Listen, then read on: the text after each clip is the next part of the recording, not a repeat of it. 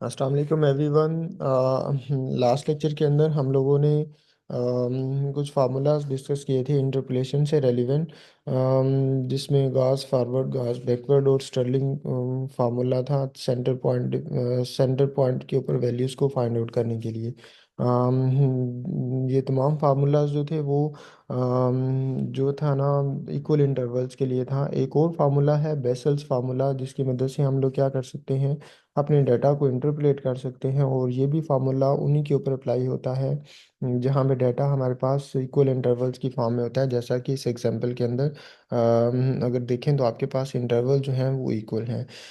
Again problem वही रखी है, फार्मूला जस्ट चेंज होगा। तो इस फार्मूला के अंदर बेसिकली क्या किया जाता है, हम लोग जनरली अगर डिफाइन करें तो पहली टर्म जो है वो इन दोनों को, दोनों की एवरेज है।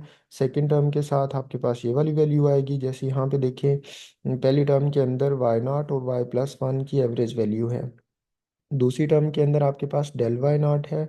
एंड थर्ड टर्म के अंदर आपके पास इन दोनों की एवरेज है। इन दोनों की अगर आप देखें तो आपके पास एवरेज वैल्यू है।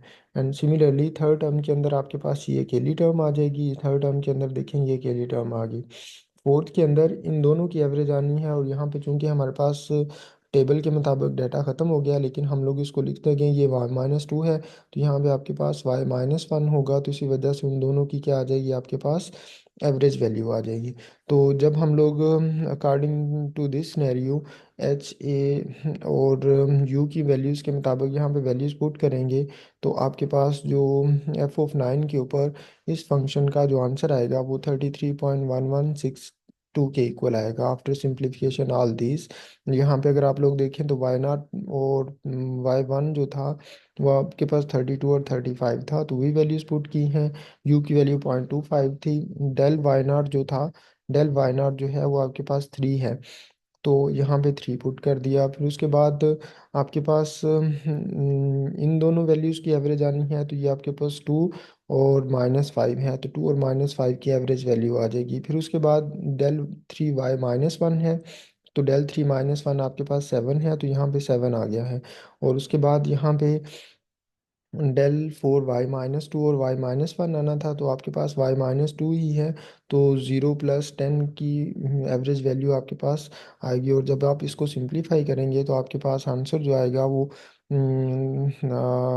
एफ नाइन के ऊपर 33.1162 के इक्वल आएगा। नाउ ये वाली एग्जांपल जो हम लोगों ने फार्मूलाज डिस्कस किए हैं ये इक्वल इंटरवल्स के लिए हैं, लेकिन अगर हमारे पास इंटरवल जो हैं वो इक्वल ना हो तो उस केस में हम लोग क्या करते हैं, दो फार्मूलाज हैं। एक लैग्रांज इंटरपोलेशन फार्मूला है फॉर अनइक्वल इंटरवल्स, और दूसरी एग्जांपल आपके पास न्यूटन डिवाइडेड डिफरेंस की है।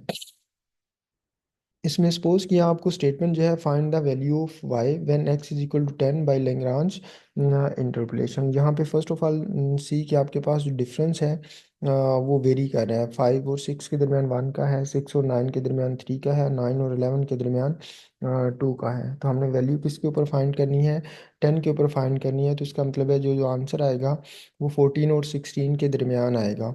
तो अब हम इसको फाइंड आउट कैसे कर सकते हैं, हम लोगों ने यहाँ से स्टार्ट करना है। पहली टर्म को एक्सक्लूड करना है, तो x माइनस सिक्स न्यूमरेटर के अंदर, फिर x माइनस नाइन, फिर उसके बाद x माइनस इलेवन। तो देखें x minus six, x minus nine और x माइनस इलेवन।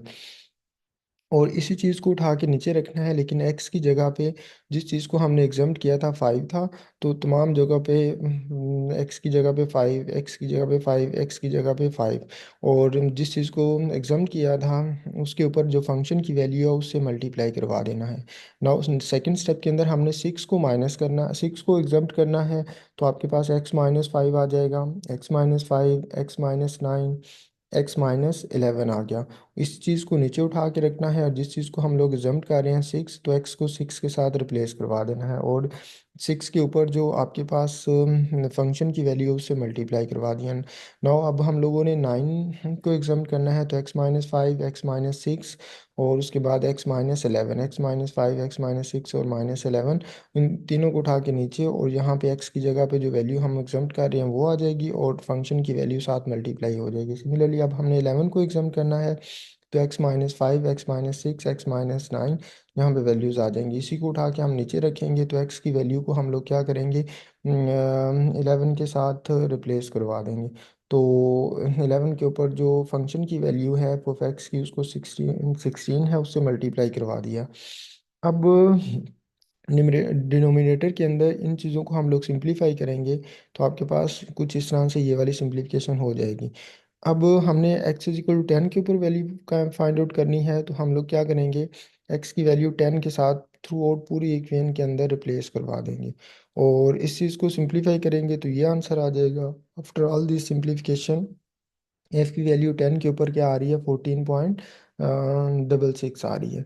सो इस तरह से हम लोग क्या कर सकते हैं, लैग्रांज इंटरपोलेशन को हम लोग इम्प्लीमेंट कर सकते हैं। सेकंड मेथड जो है वो न्यूटन डिवाइडेड डिफरेंस का है।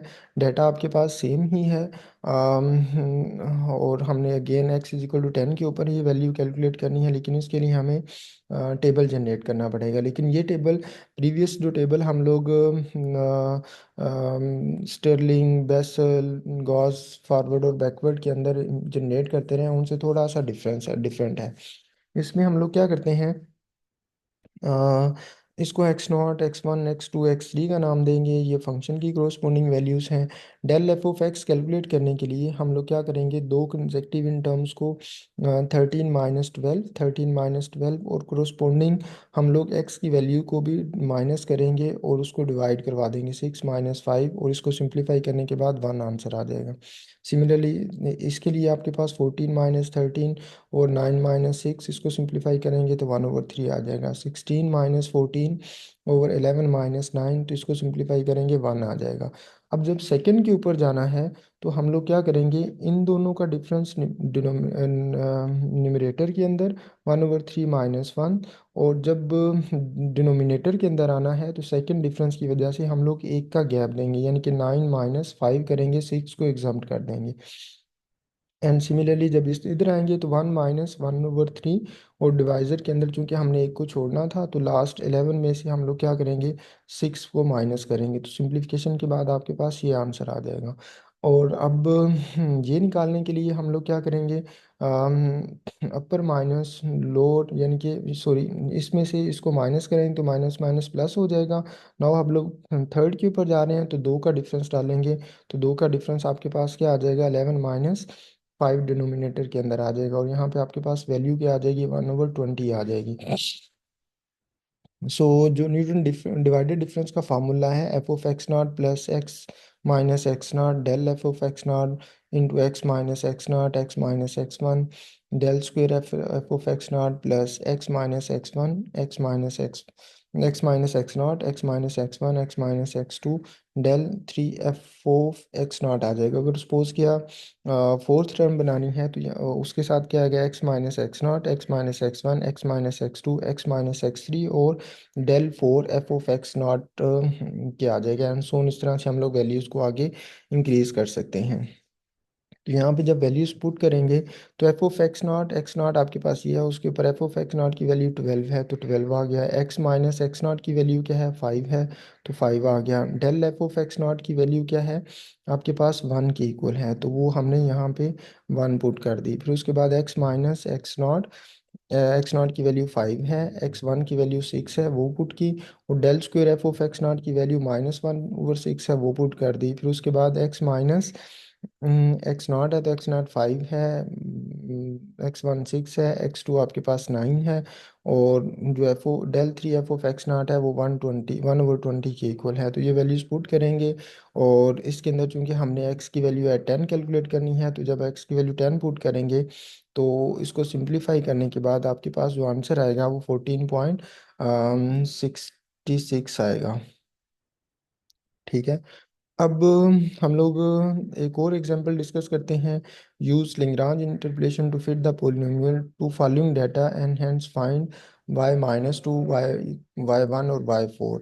यहाँ पे आपके पास -1 है, 0 है, 2 है और 3 है, और इसके ऊपर हम लोग क्या करते हैं, लैग्रांज इंटरपोलेशन को अप्लाई करते हैं। अगेन यहाँ पे अज्यूम करें कि हमने -1 को क्या करना है, एग्जाम करना है, तो x -0 x-2 और x-3 आ जाएगा। इसी चीज़ को उठा के नीचे रखेंगे और x की जगह के ऊपर जिसको एग्जाम्प्ट किया उसको प्लेस करवा देंगे, और साथ x की उस वैल्यू के ऊपर एफ ऑफ एक्स की वैल्यू के साथ मल्टीप्लाई करवा देंगे। नेक्स्ट स्टेप के अंदर हमने जीरो को एग्जाम्प्ट करना है, तो x-1 क्या हो जाएगा, +1, x-2 x-3 इसी चीज़ को उठा के नीचे रखेंगे और x की वैल्यू से रिप्लेस करवाएंगे ज़ीरो के साथ, और जो फंक्शन की वैल्यू है उसको 3 से मल्टीप्लाई करवा देंगे, एंड सो ऑन बाकी टर्म्स को भी इसी तरह से हम लोग कर लेंगे।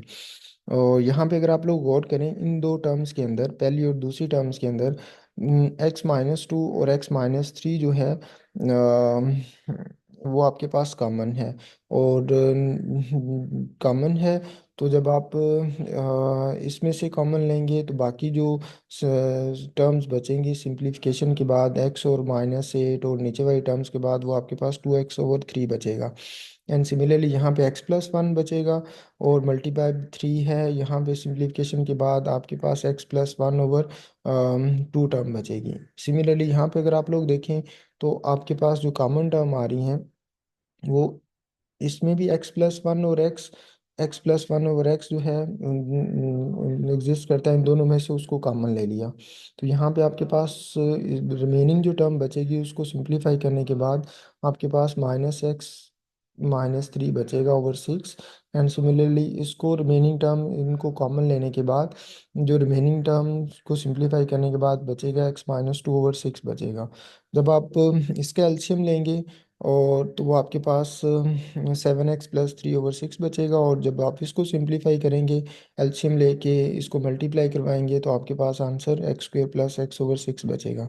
आप इसको इसके साथ मल्टीप्लाई करवा के देन दोनों का एलसीएम लेंगे तो आपके पास ये वाली टर्म बचेगी।